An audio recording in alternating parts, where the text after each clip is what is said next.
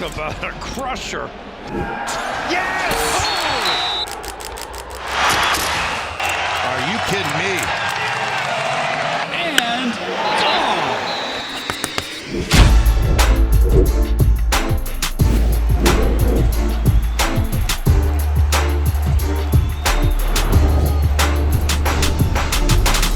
Welcome back to Schoolyard Sports Podcast. Unless this podcast, Lane Frank, are not episode 175. Just 175 episodes through. I got an action-packed episode planned for you. We're coming up on the Olympics. Wimbledon is just about close to over.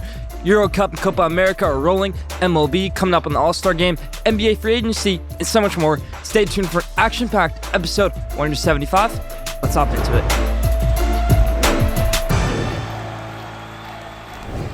Let's start off episode 175, how we always do, with the headlines in the NBA. First things first in the NBA, last night DeMar DeRozan signed with the Sacramento Kings, 3 years, $74 million. Sign trade, Harrison Barnes will head over to the Chicago Bulls. And it's a good deal, in my opinion, for Chicago Bulls and Sacramento Kings. Bulls, they obviously need to get rid of DeRozan, get rid of that contract. You're getting a good veteran player in Harrison Barnes. And then for the Kings side, thanks to getting DeMar DeRozan, he goes back to the West Coast. You've got a pretty good big three now. DeMar DeRozan, De'Aaron Fox, and Domantas Sabonis. Moving on, though, Klay Thompson headed over to the Dallas Mavericks in a 6-team sign trade, which I'm really shocked that we have that big of a three-way trade now. You can call it six-way trade now. In the NBA, Klay Thompson headed over to the Dallas Mavericks. Josh Green heads over to the Charlotte Hornets. But Klay, done with the Warriors, over to the Dallas Mavericks now. We'll see how that goes for the rest of his career out there. Olympics basketball starting up. We got Bahamas versus Spain today. We got a few other great matchups. We had Greece and Giannis actually eliminate Luka Doncic and Slovenia in the qualifiers, and then we'll have USA hopefully take them the whole championship once all said and done at the end of this summer. In the MLB, Ben Rice for the Yankees, rookie. He's a good rookie, but I never thought he had this in him. Hits 3 home runs. Something that Aaron Judge, I don't even know if Aaron Judge has ever hit 3 home runs in a game. Something we haven't seen in a year in the MLB. Ben Rice hits 3 home runs in one game. Ridiculous as a rookie to hit 3 home runs in one game. This guy's got a future, just like another rookie in bad talk about Paul Skeens. Paul Skeens is on fire. Still has not left to start without having the lead. That's ridiculous stuff. It's good by the offense. It's good by Paul Skeens. They hit well when he's pitching, and he just pitches well. Shut down my New York Mets, gave up 2 runs, but that was it. Leaves the lead. He's a great pitcher, Paul Skeens, on fire right now. And like I said in the last episode, he's my pick to win National League Cy Young. Now maybe even the All-Star Game. All-Star Game we've got coming up later this month along with the MLB Draft. Really bad for the news in the MLB. Let's add one more thing. Will Smith, I want to point this out, as of today, has hit 4 home runs in his last 4 at-bats. Not 4 home runs in one game, but for the past 2 games, has hit 4 home runs in his past 4 at-bats. Some great stuff, like Ben Rice. These guys on fire right now. 2 catchers, Ben Rice and Will Smith on fire. Let's move to tennis, where Wimbledon has obviously been my favorite thing to watch this summer. Novak Djokovic has been doing pretty well. Obviously, coming off the injury, still my pick to win the whole entire tournament. The greatest player of all time on grass is Novak Djokovic, not Roger Federer, and he's showing that this Wimbledon, even though he's injured. Carlos Alcaraz, the reigning champion, had a really tough match against Francis Tiafoe, 29 seed. Francis Tiafoe obviously had a great U.S. Open run a few years ago, playing this semifinal against Carlos Alcaraz, which was really just an incredible match to watch. Just like this one, Francis Tiafoe takes it to 5 sets, ends up losing, but what an incredible match. Today, we had Ben Shelton versus Yannick Sinner, 14 versus 1, another American. Ben Shelton ends up losing, but really good match. Tough right there. A few other good matches in Wimbledon we've had so far. Grigor Dimitrov versus Daniil Medvedev. Grigor Dimitrov just had to withdraw. For the women's side of things, Coco Gauff is still in it, while Iga Swiatek, 1 seed, already done. Doesn't really suit her game to be on grass. Over in the soccer world, we've got Euro Cups and Copa America going on right now. For Copa America, semifinals are set. We've got Uruguay versus Colombia and Argentina versus Canada. Brazil, not in it. USA, not in it. And we're going to rant on the USA a little bit later on in this episode. Just wanted to point that we've got the Copa America semifinal set and the Euro Cup semifinal set between England, Netherlands, and then France and Spain. See who wins these tournaments. See if England can get their first Euro Cup, and maybe Canada, they can do some damage in Copa America. That's about for the headlines this week. Leave your thoughts in the comments.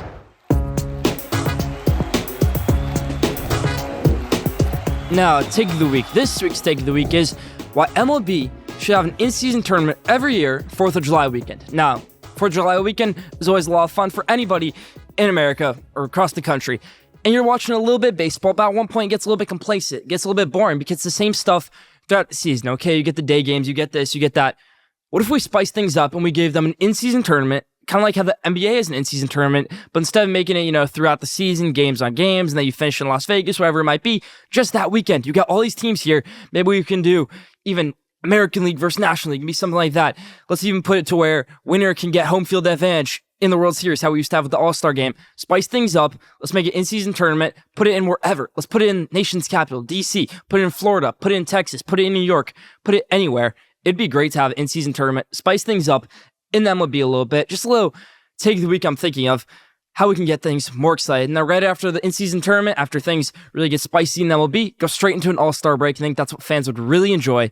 MLB in-season tournament, getting some real great action mid-season, get a little break from the regular season, and get a good in-season tournament. It's a long season. It's 162 games. If we can split some of those 162 games into an in-season tournament, I think fans will love that. I'd love that. Leave your thoughts on this take of the week in the comments.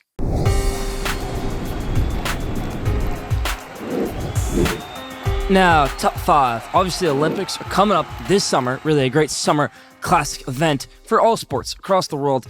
Really unites the whole entire world, you could say, the Olympics. So let me give you my top 5 favorite sports to watch in the Olympics. And the Olympics isn't always about watching your basketball, your tennis, your football, your baseball. It's about watching some of the different sports, gymnastics, swimming, track. Now, I may have some of those big sports on here, but I've also got some of the smaller sports on here too. Let's hop into it. Number 5, I'm a homer. I'm going to go with golf. You get to watch your American pro golfers. You don't always get to see these guys and play in tournaments together now because separation between LIV and PGA Tour. But in the Olympics, these guys are all going to be playing, representing their countries. So I think golf, added in 2016 to the Olympics, is a great addition. Number 5, golf is one of the greatest sports to watch in the Olympics. Number 4, swimming. Swimming is obviously always a great sport to watch in the Olympics. Back when Michael Phelps is probably the greatest Olympics athlete ever. Obviously came on our show when we had him on for a quick interview a few months ago. Michael Phelps, great athlete. Swimming, great sport to watch. 4, swimming in the Olympics. Number 3, let's go to track. Yeah, Usain Bolt a few years ago. Don't know if Usain Bolt will be competing this year. Even now, look at Noah Lyles from the USA. 3rd fastest man alive, you could say. Noah Lyles is great for USA. Usain Bolt was always great for Jamaica. So number 3, track. Great sport to watch in the Olympics. Number 2, again, I'm a homer. I love talking about tennis in the show. Tennis is number 2 in the greatest sports to watch in the Olympics. Roger Federer's had some great tennis classics in the Olympics. Never was able to win it. We're going to be able to see Rafael Nadal and Carlos Alcaraz play doubles this year at the Olympics. And they don't ever play doubles, let alone 2 of the greatest players of all time, skill-wise. Playing doubles together, sign me up. That's number 2 on my list for Olympic sports. And number 1, you know what number 1's going to be. It's basketball. LeBron James, Stephen Curry, Kevin Durant, all these guys are always stars of the Olympics. And it's going to be exciting to see LeBron and Steph play together in the Olympics, considering Stephen Curry has never played in the Olympics. And LeBron hasn't played the Olympics since 2012. Excited for it. USA, let's go all the way. 1, basketball. Best sport to watch in the Olympics. And that's about for top 5 this week.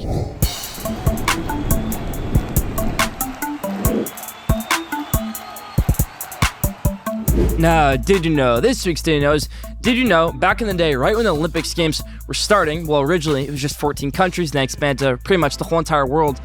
In the Olympics, the games will last up from 5 to 6 months, half a year Olympics games would take. Now we get it in about half a month. Olympic games, always amazing. Back in the day, they would last 5 to 6 months. Do you know that? Leave that in the comments. That's perfect. Did you know this week?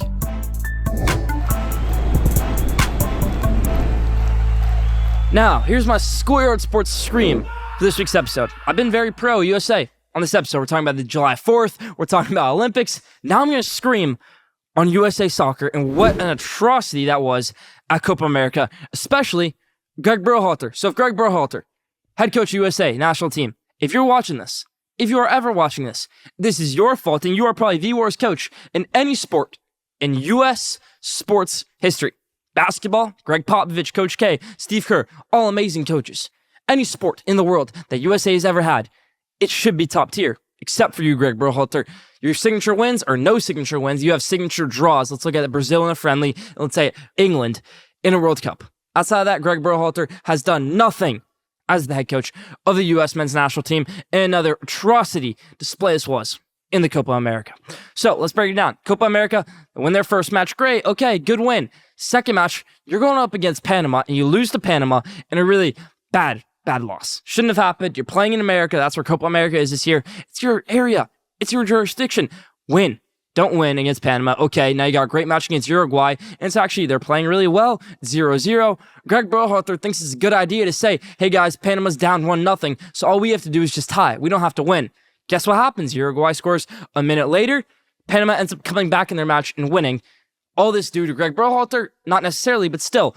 USA team probably got complacent. They got more defensive when Greg Berhalter said that. Would have been better just to leave it alone. He's one of the worst managers in sports history, not just USA history. I know USA isn't built on soccer, but right now could be the golden age of USA soccer. Look at Weston McKennie. Look at Christian Pulisic, who was supposed to be our Cristiano Ronaldo of America. Supposed to be our Lionel Messi. He was our superstar. And he's been good. But he hasn't been to that level yet, and I don't think he ever will be because those expectations were set way too high. But they could be better if Greg Berhalter wasn't the head coach of the U.S. men's national team. So again, I'm screaming on the U.S. men's national team for not firing Greg Berhalter and for that atrocious display in Copa America. That's about it for my Schoolyard Sports Scream this week.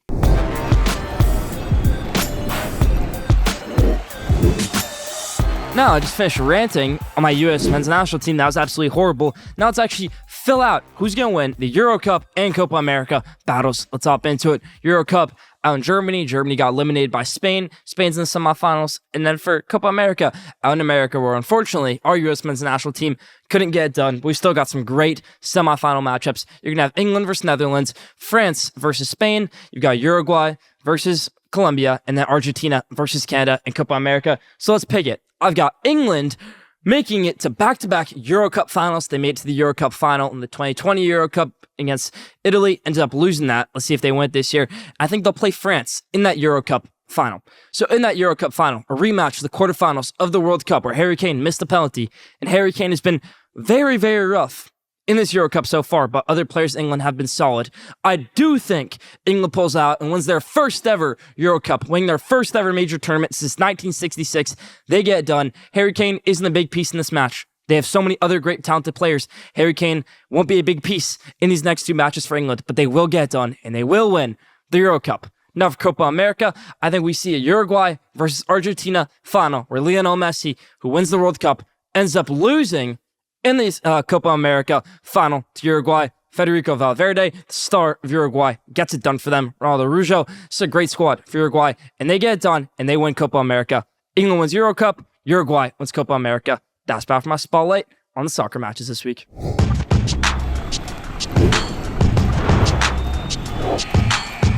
Now, at the buzzer, everybody. This week's At the Buzzer is, let's take a deep dive and let's take a look back on how EA College Football, which is releasing July 16th, is finally coming to fruition after 10 years of a long battle against NCAA, against the players, against a guy named Ed O'Bannon, how it all came to fruition through NIL, through great EA, and now we finally get a college football video game. So for those of you that don't know me, I like to play sports video games just a little bit.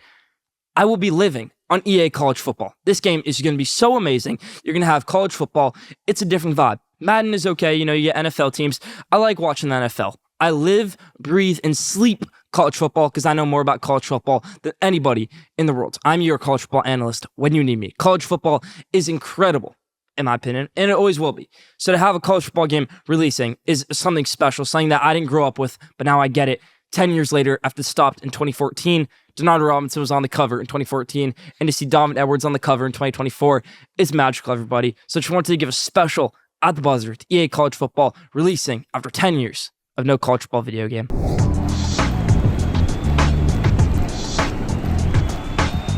Now, thus last question day. This week's question day is, who has won the NBA offseason so far? Maybe it's the Sacramento Kings picking up DeMar DeRozan. Maybe it's Chicago Bulls getting rid of DeMar DeRozan. Maybe it's the Philadelphia 76ers for getting Paul George. DeJounte Murray over to the Pelicans. They had a great offseason so far. That's a great move. So many great moves so far in this NBA offseason. But also some teams that haven't made moves. You can look at contenders. Look at Miami Heat, staying complacent. Look at Denver Nuggets, staying super complacent this offseason, not going for anything big. That's what happens in the NBA, and I'm a little bit surprised by that. Some of these contenders in the contender pool really not going after much. But that's my question today. Who has won this year's NBA offseason? Leave your thoughts on that in the comments. That's about for question day this week.